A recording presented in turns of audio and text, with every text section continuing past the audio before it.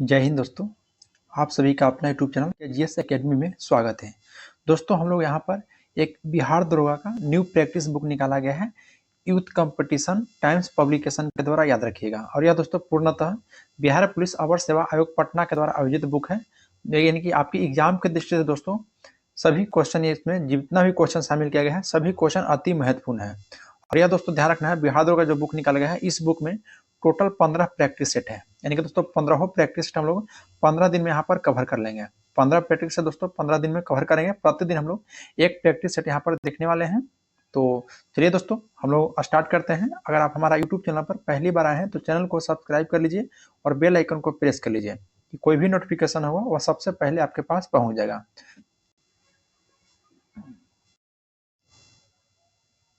आज हम लोग इस वीडियो में प्रैक्टिस सेट नंबर 13 देखने वाले हैं। यदि इससे पहले का प्रैक्टिस सेट टोटल 12 तक यदि आप नहीं देखे हैं तो हमारा यूट्यूब चैनल पर प्लेलिस्ट बनाकर डाल, वहाँ से आप लोग देख सकते हैं। तो चलिए दोस्तों बिना देर के हम लोग क्वेश्चन को स्टार्ट करते हैं। क्वेश्चन नंबर पहला है कि नंद राजवंश का संस्थापक कौन था? तो बताइए दोस्तों, नंद राजवंश का संस्थापक कौन था? तो महापद्म नंद, याद रखिएगा, महापद्म नंद, जो कि नंद राजवंश का संस्थापक नाम पर जाने जाते हैं। नेक्स्ट है क्वेश्चन नंबर 2। नीचे दिए गए विकल्प में उल्लेखित विदेशी यात्रियों में से भारत आने वाला सबसे पहला विदेशी यात्री कौन था?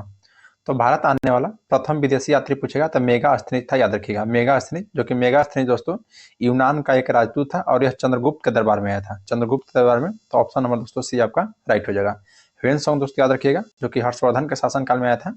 और फाहियान जो था दोस्तों यह किसके शासनकाल में आया था? ये क्वेश्चन कई बार एग्जाम में पूछा हुआ है, बताइए फाहियान किसके शासनकाल में आया था? कमेंट में दोस्तों आपको जरूर बताना है कि फाहियान किसके शासनकाल में आया था। चलिए नेक्स्ट क्वेश्चन को बढ़ते हैं। क्वेश्चन नंबर 3 बोला कि दक्षिण के चोल शासकों के प्रभाव का काल था। तो दोस्तों याद रखिएगा, आपको 9वीं शताब्दी में, 9वीं शताब्दी ईस्वी सन हो जाएगा, यानी कि ऑप्शन नंबर यहाँ पे बी हो जाएगा कि जो दक्षिण के चोल शासकों के प्रभाव काल पूछेगा तो 9वीं शताब्दी याद रखिएगा। 9वीं शताब्दी अगर ईस्वी में पूछ देगा आपसे तो 850 ईस्वी से लेकर 872 ईस्वी तक चोल वंश की स्थापना हुआ, याद रखिएगा, 850 से 872 तक। और चोल वंश की स्थापना किसने किया था दोस्तों? तो विजयालय के द्वारा किया गया है। चलिए नेक्स्ट क्वेश्चन पाते हैं। क्वेश्चन नंबर 4 बोला कि चोलों के समय का बृहदेश्वर मंदिर कहाँ स्थित है? देखिए दोस्तों, चोलों के शासक थे जिनका नाम था राजराज प्रथम। राजराज प्रथम दोस्तों, उन्होंने ही तंजौर में एक बृहदेश्वर या राजरेश्वर भी कह सकते हैं मंदिर का निर्माण करवाए थे। कहाँ में? तो तंजौर में। तो ऑप्शन हो जाएगा सी। और कौन करवाया था दोस्तों? तो राजराज प्रथम। चलिए नेक्स्ट पाते हैं। क्वेश्चन नंबर 5 कि मध्यकालीन सूफी परंपरा के संदर्भ में वली शब्द का क्या अर्थ होता है? तो वली शब्द का अर्थ दोस्तों याद रखिएगा, संत होता है, संत। संत आपका राइट हो जाएगा। नेक्स्ट पाते हैं। क्वेश्चन नंबर यहाँ पे आपका 6 है कि शाहजहां के ज्येष्ठतम पुत्र का क्या नाम है? बताइए दोस्तों, यदि आपको याद है कि शाहजहां का ज्येष्ठतम पुत्र का नाम क्या था? यदि दोस्तों आप दारा सिकोह आंसर दे रहे हैं तो बिल्कुल राइट है, दारा सिकोह ही थे, जो कि शाहजहां का दोस्तों ज्येष्ठतम पुत्र था।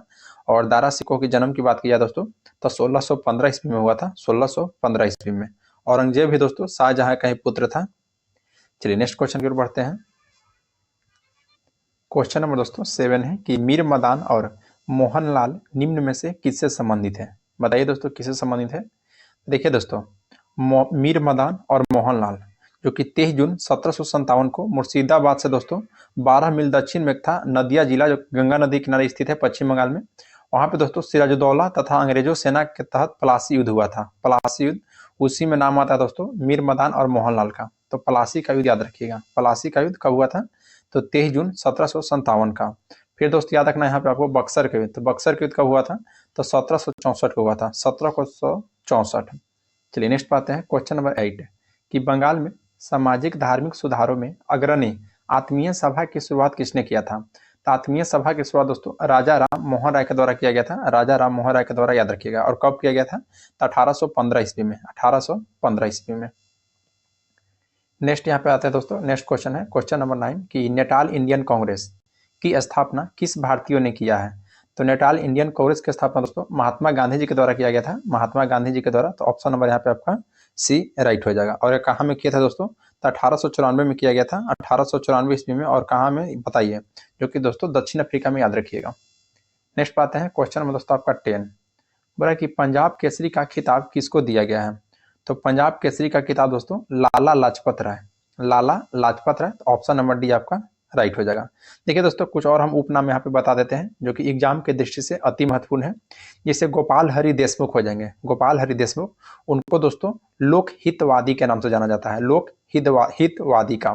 फिर दोस्तों कहेगा कि बिना ताज का बादशाह, तो बिना ताज का बादशाह कहेगा तो सुरेंद्र नाथ बनर्जी हो जाएंगे, याद रखिएगा, बिना ताज का बादशाह।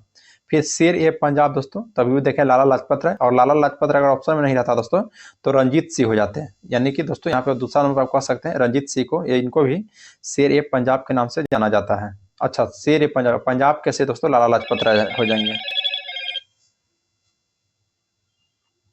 पंजाब से कौन कौन जाने जाते हैं, तो लाला लाजपत राय और दोस्तों रंजीत सिंह, और पंजाब केसरी केवल लाला लाजपत राय हो जाएंगे, याद रखिएगा। और भारत का बिस्मार्क कहेगा तो सरदार वल्लभ भाई पटेल को, भारत का बिस्मार्क सरदार वल्लभ भाई पटेल। फिर शहीद आजम कहेगा तो भगत सिंह हो जाएंगे, शहीद आजम। चलिए नेक्स्ट क्वेश्चन पर बढ़ते हैं। क्वेश्चन नंबर दोस्तों 11। क्वेश्चन 11 क्या कहता है, ध्यान दीजिएगा। बोला दोस्तों कि धौलाधार श्रृंखला कौन सी हिमालय श्रेणी का हिस्सा है। तो धौलाधार पूछेगा दोस्तों तो याद रखिएगा आपका ये लघु हिमालय का हो जाएगा। तो ऑप्शन नंबर है दोस्तों लघु हिमालय का हिस्सा है धौलाधार श्रृंखला, याद रखिएगा। जैसे पीर पंजाल पर्वत पूछेगा दोस्तों तो याद रखना जम्मू कश्मीर में है। धौलाधार पर्वत अभी पूछेगा कहाँ में, तो हिमाचल प्रदेश में। महाभारत पर्वत कहेगा तो नेपाल में है, महाभारत पर्वत नेपाल में। और नाग टिब्बा पर्वत वो भी दोस्तों नेपाल में ही है, और मसूरी पर्वत जो कि आपका उत्तराखंड में है। चलिए नेक्स्ट है कि निम्नलिखित में से कौन सा केंद्र शासित प्रदेश संयुक्त रूप से 2 राज्यों की राजधानी के रूप में कार्य करता है। तो दोस्तों चंडीगढ़, चंडीगढ़ हो जाएगा, याद रखिएगा। चंडीगढ़ दोस्तों केंद्र शासित प्रदेश है जो कि पंजाब और हरियाणा राज्य की संयुक्त राजधानी के रूप में कार्य करता है, याद रखिएगा, संयुक्त राजधानी के रूप में कार्य करती है। 13 है कि निम्न में कौन सी नदी अरब सागर में गिरती है। तो देखिए दोस्तों, अरब सागर में गिरने वाली नदी यहाँ पे ऑप्शन ए हो जाएगा सिंधु नदी। सिंधु नदी ऐसी नदी है जो कि अरब सागर में गिरती है, और गोदावरी नदी, कृष्णा नदी और ब्रह्मपुत्र नदी यह दोस्तों बंगाल की खाड़ी में अपना मुहाना बनाती है, याद रखिएगा। चलिए नेक्स्ट बात है क्वेश्चन नंबर 14 कि झारखंड में बराकर नदी पर बांध बनाया गया है। तो झारखंड में दोस्तों जो बराकर नदी पर बांध बनाया गया है वह दोस्तों बांध का नाम है तलैया बांध, याद रखिएगा। कौन सा बांध, तो तलैया बांध है जो कि बराकर नदी पर है, याद रखिएगा। चलिए नेक्स्ट क्वेश्चन पाते हैं। क्वेश्चन नंबर 15 है कि राष्ट्रीय हरित प्राधिकरण का गठन कब किया गया था। तो राष्ट्रीय हरित प्राधिकरण पूछेगा तो दोस्तों 18 अक्टूबर 2010 को, 18 अक्टूबर 2010 को किया गया था, याद रखिएगा, जिसको एनजीटी के रूप में भी जाना जाता है, एनजीटी यानी कि नेशनल ग्रीन ट्रिब्यूनल फॉर्मेट। चलिए नेक्स्ट पाते हैं क्वेश्चन नंबर 16 कि किस अम्ल के कारण शुक्र के वातावरण में घने सफेद और पीले बादल होते हैं, बताइए दोस्तों। तो अगर दोस्तों आप आंसर दे रहे होंगे सल्फ्यूरिक एसिड है, तो बिल्कुल राइट है, सल्फ्यूरिक एसिड आपका राइट हो जाएगा। सल्फ्यूरिक अम्ल के कारण ही दोस्तों शुक्र के वातावरण में घने सफेद और पीले बादल होते हैं। नेक्स्ट पाते हैं क्वेश्चन नंबर 17 है कि कौन सा क्षेत्र भूपरपट्टी यानी कि क्रस्ट और आच्छादन यानी कि मेंटल को पृथक करता है। तो देखिए दोस्तों मोहो, मोहो नाम याद रखिएगा, मोहो दोस्तों जो कि क्रस्ट और मेंटल को अलग करता है, क्रस्ट और मेंटल को मोहो जो है अलग करता है, याद रखिएगा। चलिए नेक्स्ट क्वेश्चन पाते हैं। ऐसे पूरा नाम है दोस्तों मोहो असमदत्ता कहा जाता है, मोहो असमदत्ता। चलिए नेक्स्ट पाते हैं क्वेश्चन नंबर 18 कि दोआब का क्या मतलब होता है। तो देखिए दोस्तों दोआब हम उसको कहेंगे जो नदियों के, दो नदी के बीच की जो भूमि होता है, खाली स्थान, उसको दोस्तों दोआब के नाम से जाना जाता है, याद रखिएगा। तो यहाँ पे ऑप्शन आपका दोस्तों सी राइट हो जाएगा। कि निम्नलिखित में कौन सा एक सही सुमेलित नहीं है। 8वीं अनुसूची में दोस्तों जो कि भाषाएं संबंधित है, बिल्कुल सही है। ऐसे देखिए टोटल दोस्तों 12 अनुसूची है, मूल संविधान में दोस्तों टोटल 8 अनुसूची थी, लेकिन वर्तमान में 12 अनुसूची है, याद रखिएगा। जिसमें 8वीं अनुसूची में दोस्तों भाषा से संबंधित है, सही है। दूसरी अनुसूची में दोस्तों पेमेंट से, जो कि गलत है दोस्तों, यानी कि ऑप्शन बी हो जाएगा, यह आपका सुमेलित नहीं है। देखिए दूसरी अनुसूची में पेमेंट संबंधित है, यानी कि वेतन भत्ता और शपथ प्रारूप कहेगा दोस्तों, तो यह तीसरी अनुसूची में है, याद रखिएगा।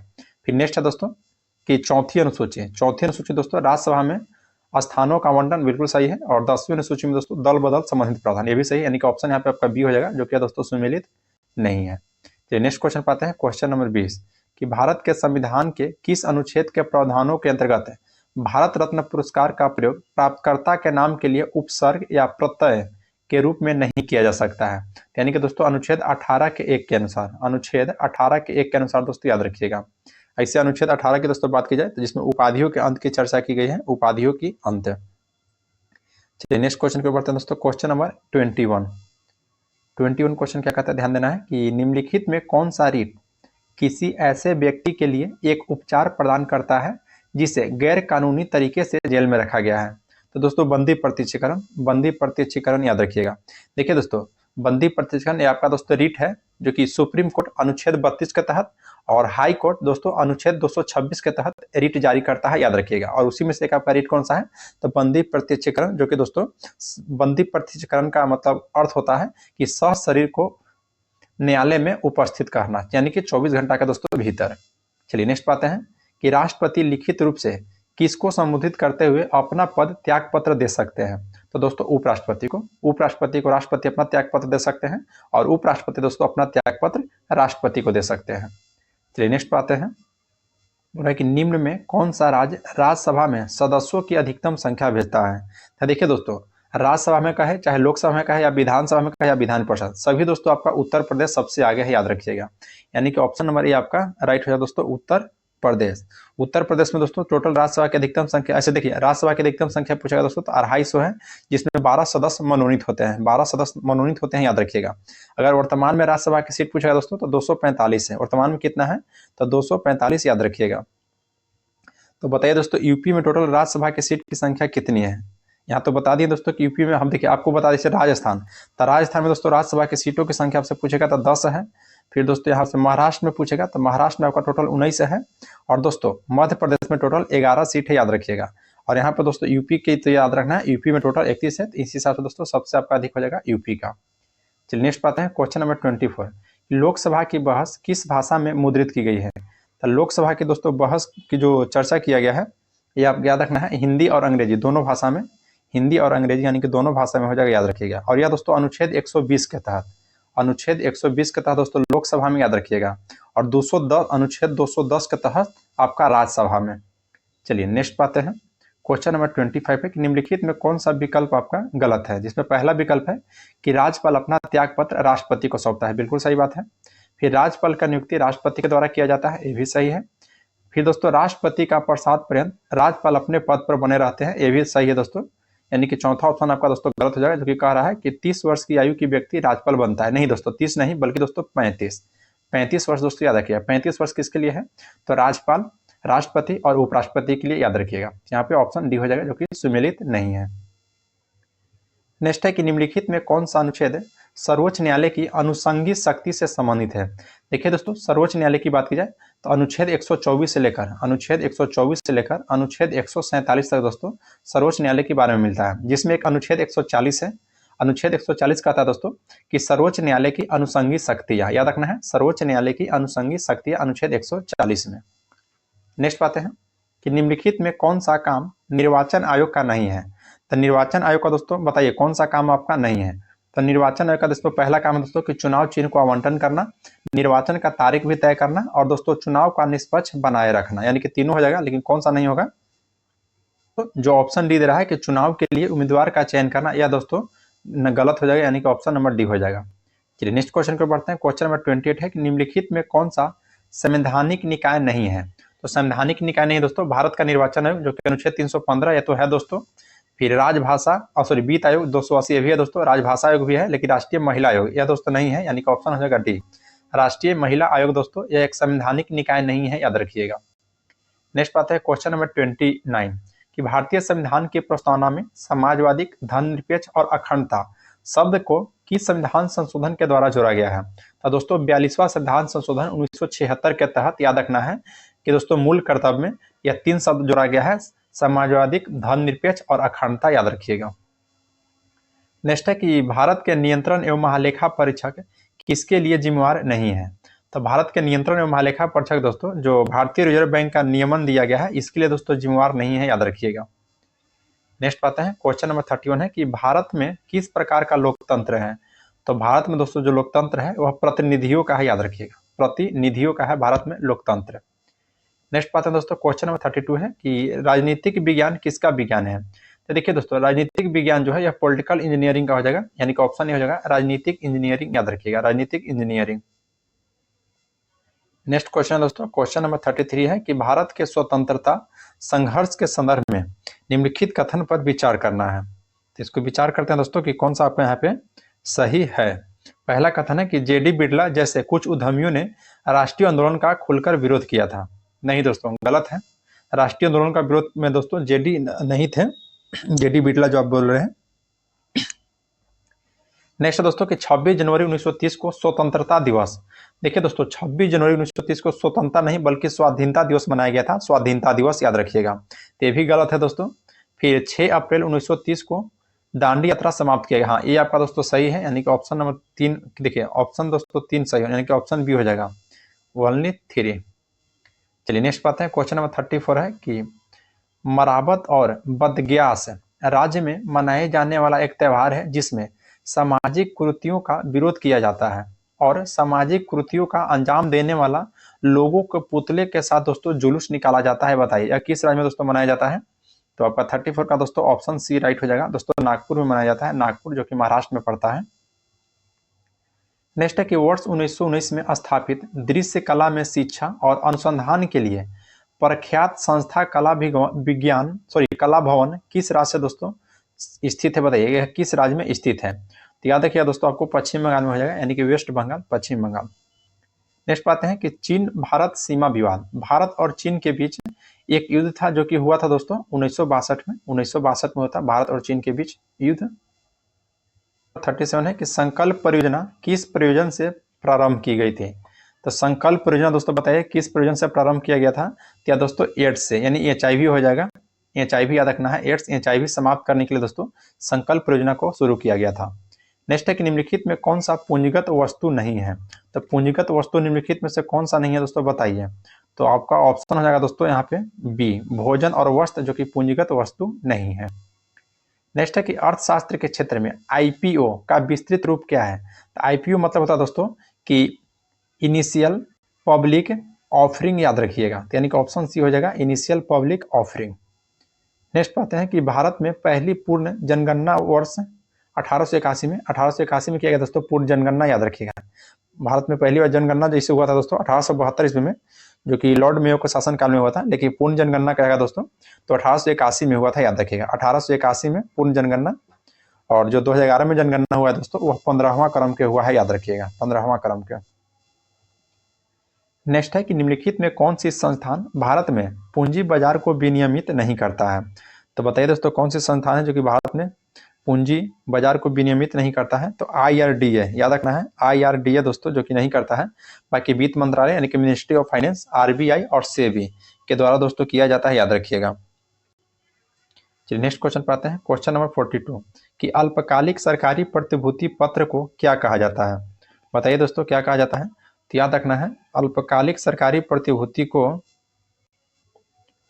ट्रेजरी बिल कहा जाता है, ट्रेजरी बिल, यानी कि ऑप्शन नंबर डी हो जाएगा। क्वेश्चन नंबर 43 कि खादी और ग्राम उद्योग आयोग अधिनियम को किस वर्ष में पारित किया गया था? तो बताइए दोस्तों किस वर्ष में पारित किया गया था? तो देखिए खादी एवं ग्राम उद्योग आयोग अधिनियम 1956 में पारित किया गया था, ऑप्शन ए हो जाएगा। क्वेश्चन नंबर 44 है कि प्रतिबाधा की इकाई है, तो प्रतिबाधा की इकाई दोस्तों ओम हो जाएगा, ओम हो जाएगा, यहाँ पे याद रखिएगा ओम।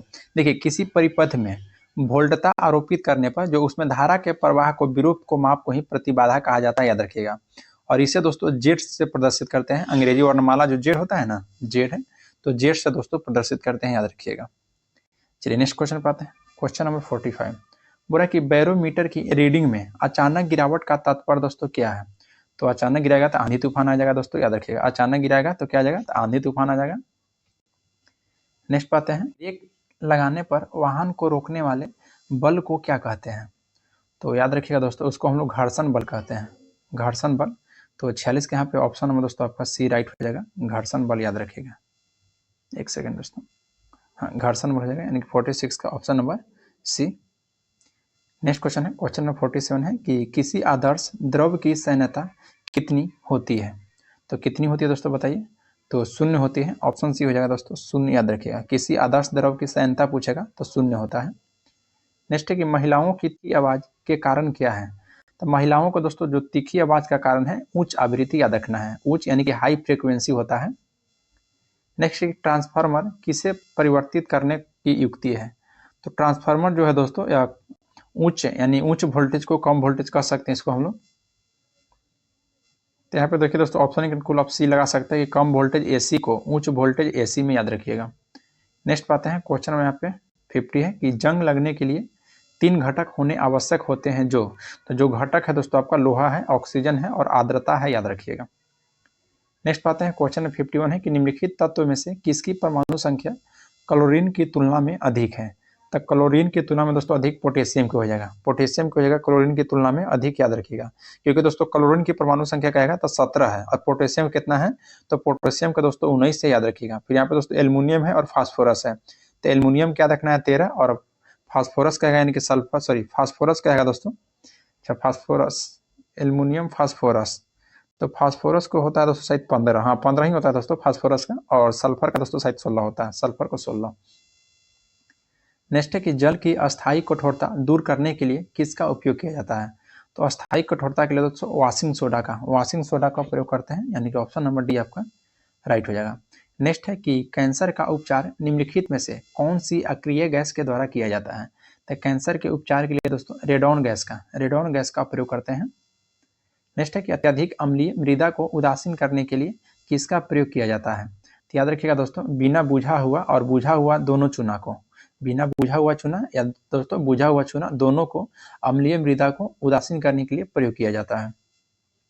55 है निम्नलिखित में से किसे हाइड्रोजनीकरण अभिक्रिया में उत्प्रेरक के रूप में प्रयोग किया जाता है। तो याद रखिएगा दोस्तों पैलेडियम का प्रयोग किया जाता है उत्प्रेरक के रूप में। नेक्स्ट क्वेश्चन पाते हैं क्वेश्चन नंबर 56 कि निम्नलिखित में कौन सा नवीकरणीय ऊर्जा का एक स्रोत है। तो नवीकरणीय ऊर्जा का स्रोत दोस्तों बताइए निम्नलिखित में से कौन सा है। तो प्राकृतिक गैस हो जाएगा, यानी नेचुरल गैस दोस्तों, याद रखिएगा नेचुरल गैस। नेक्स्ट पाते हैं कि निम्नलिखित में कौन मोनेरा समूह में आता है। तो मोनेरा समूह का यहाँ पर उदाहरण है दोस्तों जीवाणु, बैक्टीरिया, याद रखिएगा बैक्टीरिया हो जाएगा। नेक्स्ट है कि ऑक्सीजन युक्त रक्त के माध्यम से हृदय के बाहर बहता है। तो हृदय के बाहर दोस्तों महाधमनी में, याद रखना है महाधमनी में दोस्तों, जो कि ऑक्सीजन युक्त रक्त महाधमनी के माध्यम से हृदय से बाहर बहता है। नेक्स्ट है कि मानव शरीर में आंतों की बैक्टीरिया निम्नलिखित में से किसके संश्लेषण करता है। तो विटामिन के को हो जाएगा, यानी कि ऑप्शन नंबर ए हो जाएगा विटामिन के को। नेक्स्ट है कि रसायनों का एक समूह है जो कोशिका विभाजन और पौधे के गठन को प्रभावित करता है। तो याद रखिएगा दोस्तों साइटोकाइनिन है जो कि प्रभावित करता है, यानी कि ऑप्शन नंबर ए हो जाएगा साइटोकाइनिन्स। नेक्स्ट पढ़ते हैं क्वेश्चन नंबर 61 है कि निम्नलिखित में से कौन उत्तर भारत में 4 धाम यात्रा का हिस्सा नहीं है। तो कौन नहीं है दोस्तों, तो यहाँ पे आपका वैष्णो देवी नहीं हो जाएगा, बाकी यहाँ पे आपको दोस्तों बद्रीनाथ, गंगोत्री और केदारनाथ हो जाएगा, याद रखिएगा बद्रीनाथ, गंगोत्री और केदारनाथ ये आपका हो जाएगा दोस्तों, जो कि यहाँ पे ऑप्शन नंबर सी आपका हो जाएगा, जो कि यह राइट नहीं है। और एक दोस्तों यमुनोत्री होता है, टोटल 4 धाम के अंतर्गत यमुनोत्री भी आती है। नेक्स्ट है कि भवाई किस राज्य का लोक नृत्य है। तो भवाई हो जाएगा दोस्तों आपका राजस्थान का, भवाई कहाँ का है तो राजस्थान का। नेक्स्ट पता है कि मोनालिसा को किस पर पेंट किया गया था। तो मोनालिसा का दोस्तों लकड़ी पर पेंट किया गया था, लकड़ी पर, याद रखिएगा लकड़ी पर मोनालिसा को पेंट किया गया था। और ये दोस्तों इटली के महान चित्रकार है मोनालिसा। नेक्स्ट है कि the God of small things पुस्तक के लेखक या लेखिका कौन है। तो अरुंधति रॉय हो जाएंगे, अरुंधति रॉय, याद रखिएगा। नेक्स्ट बात है कि राष्ट्रीय युवा दिवस कब मनाया जाता है, बताइए राष्ट्रीय युवा दिवस दोस्तों। तो 12 जनवरी को, याद रखिएगा। यहाँ पर 23 जनवरी का ऑप्शन में है, जो कि अंतर्राष्ट्रीय ओलंपिक दिवस मनाया जाता है 23 जनवरी को। 14 मार्च को दोस्तों पाई दिवस, पाई को तो आप जानते हैं दोस्तों, पाई जो हम लोग ऐसे लिखते हैं इसका मान होता है 22/7, तो यह 14 मार्च को मनाया जाता है। और 10 मई को दोस्तों मातृ दिवस, याद रखिएगा मातृ दिवस। नेक्स्ट है कि प्रसिद्ध दादा साहेब फाल्के पुरस्कार किस वर्ष प्रारंभ किया गया था। तो किस वर्ष प्रारंभ किया गया था, तो दोस्तों 1969 में प्रारंभ किया गया था। तो देखिए ऑप्शन नंबर डी में दिया गया है 1969 में, 1969 आपका राइट आंसर हो जाएगा। नेक्स्ट है कि विश्व खाद्य कार्यक्रम संयुक्त राष्ट्र की खाद्य सहायता शाखा है, इसका दोस्तों मुख्यालय कहाँ में स्थित है बताइए।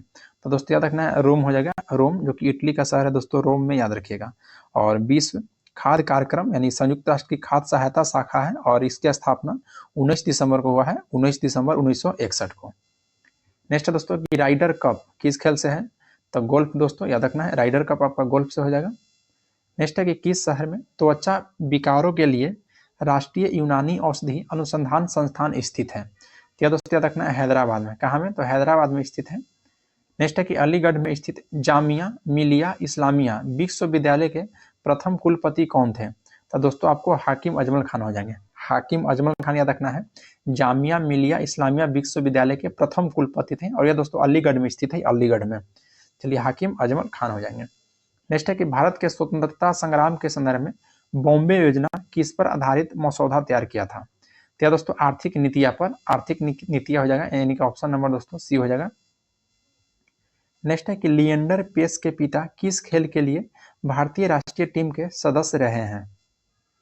क्या दोस्तों ये हॉकी के रह चुके हैं, हॉकी के, ऑप्शन ए हो जाएगा।